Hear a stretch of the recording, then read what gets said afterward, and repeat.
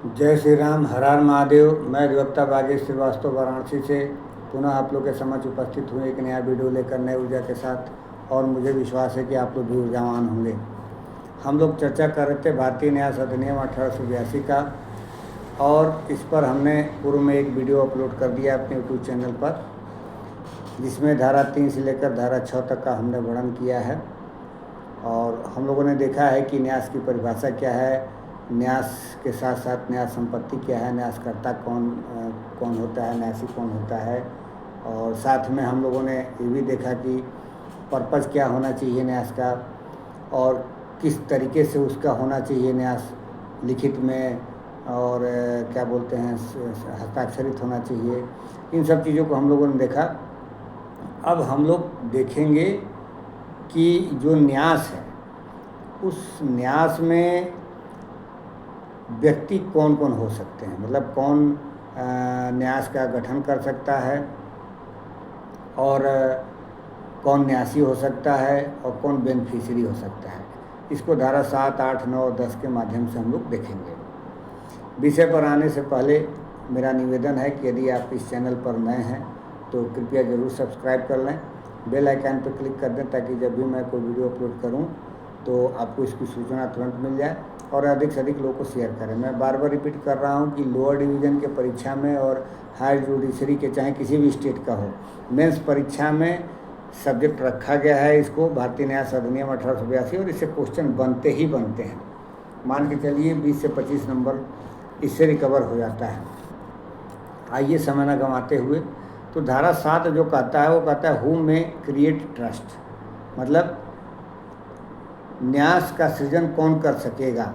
तो पहला जो है इसका खंड ए कहता है कि ए ट्रस्ट में be created by every person competent to contact, मतलब हर एक व्यक्ति जो है न्यास का सृजन कर सकता है जो संविदा करने के लिए सक्षम हो। मतलब ये न्यास का गठन करने के लिए जो क्राइटेरिया है व्यक्ति की, वो पहला क्राइटेरिया ये है कि उसको संविदा करने के लिए उसका सक्षम होना जरूरी है। और संविदा करने के लिए सक्षम कौन होता है, वो धारा 11 संविदा अधिनियम में बताया गया है कि हर ऐसा व्यक्ति संविदा करने के लिए सक्षम है जो उस विधि के अनुसार जिसके वह अधीन है प्राप्त वय हो, मतलब 18 वर्ष से ऊपर का हो, वयस्क हो, और जो स्वस्थ चित्त हो, माने अनसाउंड माइंड नहीं हो, और किसी विधि द्वारा जिसके वह अधीन है संविदा करने से निर्धारित न हो, मतलब न्यायालय द्वारा जो या किसी विधि के द्वारा उसको निर्धारित कर दिया गया है, मना कर दिया गया है, इलिजिबल कर दिया गया है कि वो संविदा करने के लिए सक्षम नहीं रह गया है, तो वह व्यक्ति भले वयस्क है, साउंड माइंड है, बावजूद इसके वो एक ट्रस्ट का निर्माण नहीं कर सकता है। तो ये जो शब्द है कि by every person competent to contact, वो हर व्यक्ति संविदा करने के लिए जो सक्षम है वो न्यास का सृजन कर सकता है। लेकिन सक्षमता की जो परिभाषा है वो धारा 11 में दिया गया है। उसमें 3-4 बातें हैं। एक तो प्राप्त वय होना चाहिए, यानी कि वयस्क होना चाहिए, दूसरा अनसाउंड माइंड नहीं होना चाहिए, और तीसरा जो है जो विधि के अनुसार उसको निर्धारित नहीं किया गया हो, तो वो व्यक्ति संविदा अगर जो करने के लिए सक्षम है तो ट्रस्ट का निर्माण कर सकता है। बी, इसका जो दूसरा खंड है, with the permission of a principal civil court or original jurisdiction by or on behalf of a minor but subject in each case to the law for the time being in force as to the circumstances and extent in and to which the author of the trust may dispose of the trust property। अब यहाँ कह रहा है जो इसका खंड B है कि आरंभिक अधिकारिता वाले प्रधान सिविल न्यायालय की अनुज्ञा से अप्राप्त वय द्वारा या उसकी ओर से किया जा सकेगा। मतलब यदि कोई व्यक्ति अप्राप्त वय है, माइनर है, और उसके संपत्ति को यदि ट्रस्ट का सृजन करना है तो उसके द्वारा या उसके तरफ से प्रारंभिक अधिकारिता वाले सिविल न्यायालय में आवेदन किया जाएगा। अब यहाँ आवेदन की बात नहीं है, परमिशन की बात है कि प्रथम प्राइमा फेसी जो है पहले परमिशन लेना होगा, और उसके बाद ही आप ये ट्रस्ट का गठन कर सकते हैं। तो जब परमिशन की बात आएगी तो सब फॉर्मेलिटी भी आपको पूरी करनी पड़ेगी। तो 2 कंडीशन हम लोगों ने देखा कि न्यास का सृजन कौन कर सकता है? तो पहला वाले खंड में हम लोगों ने देखा है कि वयस्क हो सकता है जो कांटेक्ट करने के लिए सक्षम हो, पहला कंडीशन। दूसरा में अप्रातवय भी कर सकता है, लेकिन उसके लिए या उसके ओर से भी किया जा सकता है, लेकिन उसके लिए प्रारंभिक सिविल अधिकारिता रखने वाले, जुडिक्शन रखने वाले प्रिंसिपल सिविल जज के यहाँ दाखिल किया जाएगा, उनके अनुमति से होगा। अब धारा 8 कह रहा है कि जो सब्जेक्ट होगा, सब्जेक्ट ऑफ द ट्रस्ट, ये कह रहा है कि the subject matter of a trust must be property transferable to the beneficiary. अब जो न्यास का विषय है उसके लिए कह रहा है कि न्यास की विषय वस्तु हिताधिकारी को अंतरणीय संपत्ति होनी चाहिए। अगर नॉन ट्रांसफरेबल प्रॉपर्टी के बारे में है तो उसका ट्रस्ट का गठन नहीं हो सकता है। मतलब जिस प्रॉपर्टी का ट्रांसफ़र होना न्यासी के उसमें पोजीशन में आ सकता है, उसी का जो है बेनिफिशरी के लिए उसी को जो है क्या नाम है कि प्रॉपर्टी का ट्रस्ट का गठन किया जा सकता है। It must not be A merely beneficial interest under A subsisting trust. Subsisting trust मतलब ये कहना चाहता है कि यह केवल किसी अस्तित्वशील न्यास के अधीन फायदाप्रद हित ही नहीं होनी चाहिए। मतलब ये केवल दिखावे के तौर पर नहीं होना चाहिए, उसका एक्चुअल में होना चाहिए। और देखिए यहाँ पे जो हम लोग धारा 7, 8, 9, 10 में पढ़ रहे हैं, उसका पर्पज़ यही है कि ये व्यक्ति से रिलेटेड है। माने कोई ऐसा जिसको विधिक रूप से व्यक्ति माना गया है, उसके लिए ट्रस्ट की बात ये नहीं कह रहा है। जैसे हम लोग TPA में पढ़ते हैं कि विधिक रूप से भी कोई व्यक्ति है जो ट्रांसफ़र कर सकता है प्रॉपर्टी, या उसके पक्ष में या उसके द्वारा हो सकता है। यहाँ पे उसको बार किया गया है। ट्रस्ट का गठन जब भी होगा तो किसी व्यक्ति द्वारा ही किया जाएगा, भले वो उसका बेनिफिशरी जो है कोई विधिक पर्सन हो सकता है। अब इसके बाद से धारा 9 ये कह रहा है कि हु मे बी बेनिफिशरी। अब दूसरा व्यक्ति जिसके बारे में हम लोग बात कर रहे थे, अब देखिए आगे चल के हम लोग देखेंगे ट्रस्टी कौन होगा धारा 10 में। पहले तो हम लोग देख लिए कि न्यासकर्ता कौन होगा, अब ये बेनिफिशरी की बात कर रहा है कि बेनिफिशरी कौन हो सकता है। तो ये कह रहा है कि every person capable of holding property में बी ए बेनिफिशरी। मतलब हर एक व्यक्ति जो संपत्ति को धारण करने का समर्थ रखता हो वो हिताधिकारी हो सकता है। मतलब इसके लिए मेजर माइनर की कोई बात नहीं है। और जो न्यास करता है वो भी मेजर और माइनर दोनों हो सकता है। बस माइनर में बस यही होता है कि वो आरंभिक सिविल अधिकारिता रखने वाले न्यायालय से परमिशन लेना पड़ेगा, उसी के बाद ये हो सकता है। इसमें कोई ज़रूरी नहीं है बेनिफिशरी मेजर भी हो सकता है, माइनर भी हो सकता है। बस शर्त यह है कि वो संपत्ति धारण करने की हैसियत रखता हो। अब इसका डिस्क्रिमिनेटर बाय बेनिफिशरी ये कह रहा है कि ये proposed beneficiary may renounce his interest under the trust by disclaimer addressed to the trustee और by setting up with notice of the trust a claim inconsistent therewith. अब ये एक बात अलग से ये कह रहा है कि प्रस्थापित हिताधिकारी न्यास के अधीन अपना हित न्यासी को संबोधित दावा त्याग द्वारा या न्यास की सूचना होते हुए उससे असंगत दावा खड़ा करके त्याग कर सकता है। मतलब इसमें ये कहने की कोशिश कर रहा है कि यदि कोई ऐसा हिताधिकारी है, उसके लिए कोई ट्रस्ट का सृजन किया गया है, तो वो चाहे तो कोई ऐसा कार्य करके जो उस न्यास के अगेंस्ट हो सकता है, कोई ऐसा हित खड़ा करके उसको या तो त्याग कर सकता है, या जो है उसको सूचना द्वारा संबोधित त्यागपत्र द्वारा कि भाई ये मेरे लिए नहीं होना चाहिए। अब इसको उदाहरण से कि मैं समझा दूँ कि कोई व्यक्ति है ए और उसके पास कोई प्रॉपर्टी है, वो चाहता है कि सी के लिए पढ़ाई लिखाई में उसका खर्च जो किया जाए उस संपत्ति से वो बी को जो है ट्रस्टी बना कर देता है। तो अब सी के ऑप्शन की बात कर रहा है यहाँ पे जो डिस्क्लेमर बाय बेनिफिशरी है कि वो चाहे तो उस चीज़ को डिनाई कर सकता है कि नहीं भैया हमें इसकी कोई ज़रूरत नहीं है और हमको ये नहीं चाहिए, तो वो ट्रस्ट का निर्माण फिर उसके बाद नहीं होगा, वो विड्रा हो जाएगा। उसी की बात कर रहा है। अब धारा 10 ये कह रहा है कि हु मे बी ट्रस्टी, मतलब ट्रस्टी कौन हो सकता है। तो ट्रस्टी के लिए तो भी वही बात है कि माइनर होना चाहिए, मेजर होना चाहिए और उसको भी ज्ञान होना चाहिए कि क्या सही है क्या गलत है। लेकिन जहाँ कोई ऐसा मतलब बात है जिसमें विवेक का प्रश्न है, मतलब उस ट्रस्टी को अपने विवेक का प्रयोग करके कार्य करना है, तो वहाँ ये कह रहा है कि मस्ट भी मेजर होना चाहिए, वो तब माइनर नहीं हो सकता है।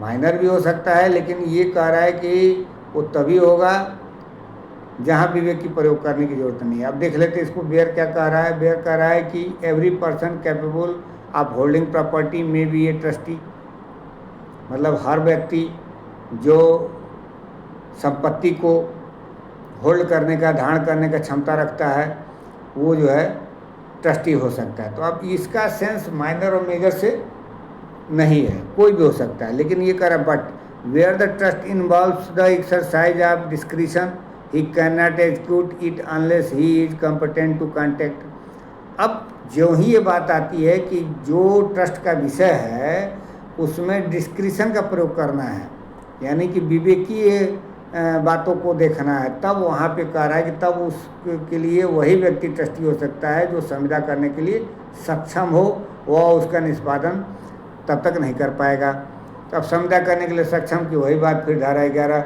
संविदा अधिनियम को आप देखते हैं कि स्वस्थ चित्त हो, वयस्क हो, साथ में किसी विधि द्वारा निर्धारित न किया गया। अब इसके बाद कह रहा no one bound to accept trust.